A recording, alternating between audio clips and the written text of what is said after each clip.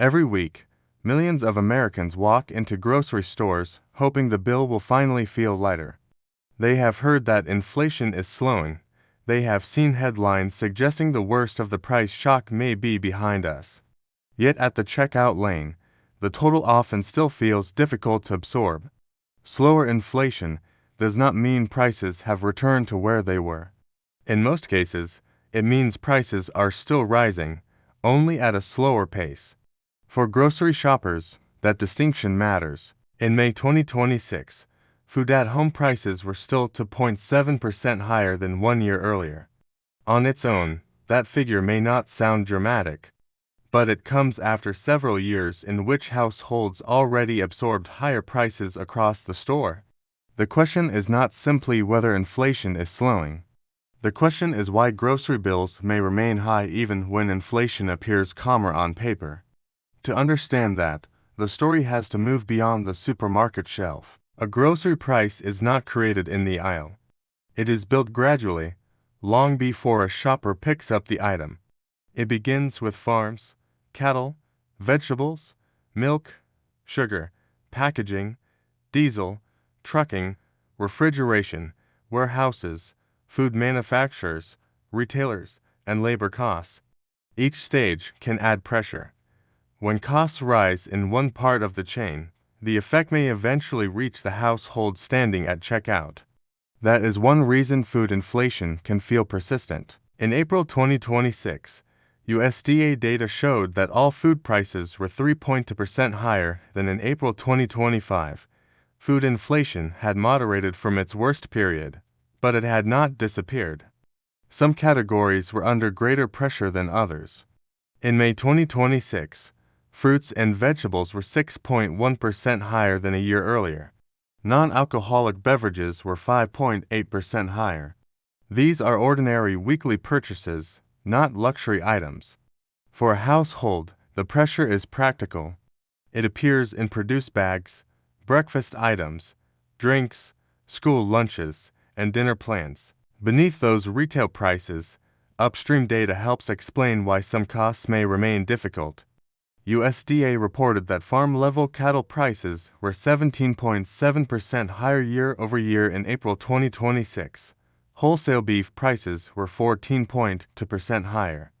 Beef prices are not only a supermarket issue. They are tied to cattle supply, production cycles, and the cost structure behind the meat counter. When cattle supplies are tight, pressure begins before the package reaches the store. That does not mean every beef price will rise in a straight line. It does not mean every retailer will pass through every cost immediately. It does mean the system behind beef is still carrying pressure.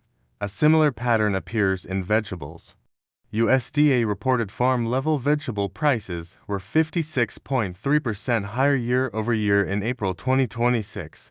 That is a farm-level figure, not the same as the retail price shoppers pay. But it remains an important signal because it shows pressure earlier in the chain. For consumers, this helps explain why the produce section can feel unpredictable. Prices may depend on farm conditions, supply, transportation, and timing. Most shoppers do not see those variables. They see the shelf price. Food also has to move. It travels through trucks, refrigerated trailers, distribution centers, warehouses, and stores. Diesel is one of the hidden costs inside that system. On June 22, 2026, U.S. diesel was $4.832 per gallon. Earlier in June, it had been above $5. Diesel matters because food is heavy, perishable, and constantly moving. When diesel is expensive, transportation becomes more expensive. Refrigerated shipping, regional distribution, and shelf restocking all become part of the final cost structure. This does not prove that every diesel increase immediately becomes a grocery price increase, but it does put pressure on the system that delivers food to American households. Food manufacturing is another part of the chain. In May 2026, the Producer Price Index for food manufacturing reached 273.08, up from 271.857 in April. That reflects producer side cost pressure inside the food manufacturing sector. Before a product reaches the grocery shelf, it has to be processed, packaged, transported, stored, and sold. If those costs remain high, final prices may not fall quickly, even when headline inflation slows. This is one of the most common misunderstandings about inflation. A slower inflation rate does not erase the price increases that already happened. It does not reset grocery prices to where they were before the shock. It only means the pace of increase has changed.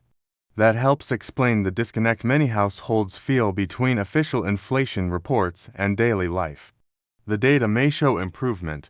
The family budget can still feel strained because prices are rising from a higher base. In 2025, USDA reported that consumers spent 9.7% of disposable personal income on food. That included 4.8% on food at home and 4.9% on food away from home. For middle-class households, that share matters. Food is not optional. Families can postpone some purchases, reduce entertainment spending, or delay a trip. They cannot stop buying groceries. That makes grocery inflation different from many other forms of price pressure. It is constant, it is visible, and it repeats every week. A higher grocery bill can change what families cook, which brands they choose, whether they buy fresh produce or cheaper alternatives, and how carefully they plan each shopping trip. It also matters for retirees and fixed-income households. When income is limited, even modest price increases can force trade-offs. It matters for workers trying to manage meals around already tight budgets.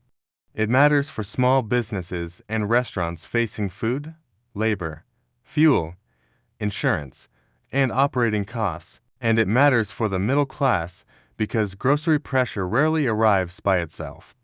It often comes alongside rent, mortgage payments, utilities, car costs, insurance, and credit card balances. The grocery store is where many Americans see the economy most clearly.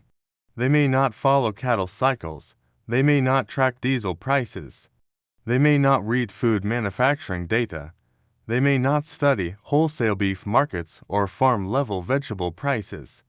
But they know when the same cart costs more. They know when a receipt is harder to fit into the weekly budget. They know when a routine grocery trip requires more planning than it used to. The latest data shows a mixed picture. The worst inflation period has cooled. But important parts of the food system remain under pressure. Food at home prices are still rising year over year. Produce and beverages are rising faster than the broad grocery number. Cattle and beef costs remain under pressure. Farm-level vegetable prices show sharp increases. Diesel remains an important distribution cost. Food manufacturing costs remain elevated. What remains uncertain is how those costs move from here. Some may be absorbed by producers or retailers. Some may be passed through to shoppers. Some categories may cool while others remain high. Some pressures may fade, while others may return. That does not mean grocery prices are guaranteed to surge again. It means the system behind grocery prices still contains pressure, and that pressure reaches ordinary people gradually, repeatedly, and quietly. A farmer sees one part of it, a trucker sees another, a food manufacturer sees another, a retailer sees another, the consumer sees the total. That is the hidden story behind grocery inflation. It is not a single price tag. It is a chain of costs moving through the economy. Even when inflation slows, that chain does not automatically reverse. For American households, the current reality is clear. Grocery inflation is lower than during the worst shock period, but prices are still rising from a higher base. Some categories remain under visible pressure. The systems behind food production and distribution are still carrying costs, and the household budget is where those pressures are finally felt.